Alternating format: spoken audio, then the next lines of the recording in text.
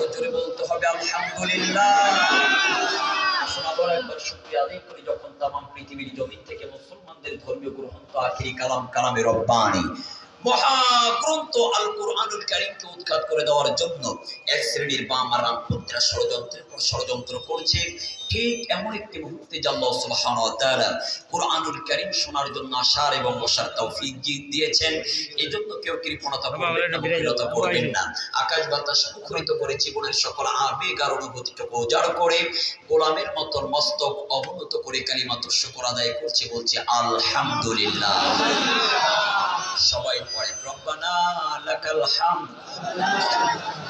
সবাই বলেন না রব্বানা লাকাল হামদ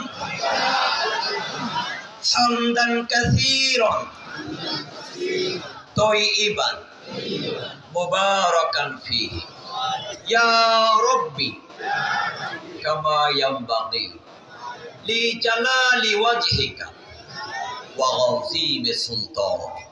শুকরিয়া আদায় করলাম কার? খুশি হয়েছেন কে? আস্তে বলবেন না, খুশি হয়েছেন কে? অখুশি হয়েছেন কে? আমরা সার্বক্ষণিকের জন্য কাকে খুশি রাখতে চাই? আপনার আমার হায়াতের মালিক কে? আপনার আমার মৌতের মালিক কে? আপনার আমার আইনদাতার বিধানদাতার নামটা উচ্চ আওয়াজ দিয়ে পুরুষ সূচিত কণ্ঠে বলি আল্লাহ। আর জোরে বলে আল্লাহ, আর জোরে বলে আল্লাহ, আর জোরে বলে আল্লাহু আকবার। দুরূদ পাঠ করে মানবতার মুক্তির দূত নামদার তাজেদের মদিনা, যিনি ছিলেন মসজিদের নেতা, তিনি ছিলেন রাষ্ট্রের নেতা। আল্লাহু আকবার বলবেন না? যিনি 40টা যুদ্ধে অংশগ্রহণ করেছিলেন, 27টি যুদ্ধের সেনাপতির দায়িত্ব পালন করেছিলেন, our leader of the all, আব্দুল্লাহর বেটা আমির আল-দুলারি, নবী মুহাম্মদ রাসূলুল্লাহ সাল্লাল্লাহু মাগফিরাত কামনা করি ওই শ্রেণীর মধ্যে মুজাহিদ ভাইদের উপরে যারা আল্লাহর জমিন আল্লাহর দ্বীন প্রতিষ্ঠার জন্য বুকের তাজা রক্ত জমিনে ঢেলে দিয়ে শাহাদাতের অমীয় বাণী লাভ করেছেন আল্লাহ সুবহানাহু ওয়া তাআলা ওই শ্রেণীর মানুষগুলোকে জান্নাতুল ফিরদাউসের মেহমান বানিয়ে দিন বলে আল্লাহুম্মা আমিন। সম্মানিত উপস্থিতি, রাত যেহেতু গভীর হয়েছে, ভূমিকায় আর লম্বা আলোচনা নয়, কিন্তু আলোচনার প্রেরণে আপনাদের কাছে জানতে চাচ্ছি, আপনারা পোস্টারও দেখেছেন, প্রচারও শুনেছেন, আজকের এটা তাফসীরুল কোরআন, কথা বলে না, বলেন না তাফসীরুল কোরআন। আজকের এই তাফসীরুল কোরআন মাহফিলে কথা হবে কোরআন থেকে, কথা হবে হাদিস থেকে।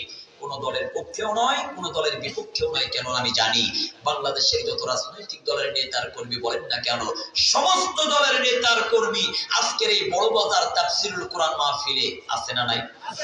সোনালী ধানের শীষে জিয়া তুমি আসো মিশে, এই দলের লোক আছে না নাই? ওরে কে বলেছে মুজিব নাই, মুজিব ছাড়া বাংলা নাই? ও দলের লোক 68,000 গ্রাম বাসে বাংলাদেশ বাসকে বলেছিলেন পল্লী বন্ধু আলহাজ হোসেন মোহাম্মদ ইরশাদ, এই দলের লোক আছে না নাই? ওরে নেতা নয়, নীতি চাই, পীর সাহেব চর্ম নাই, ও দলের লোক। আল্লাহর আইন চাই, সত্যকে শাসন চাই, এই দলের লোক আছে না নাই?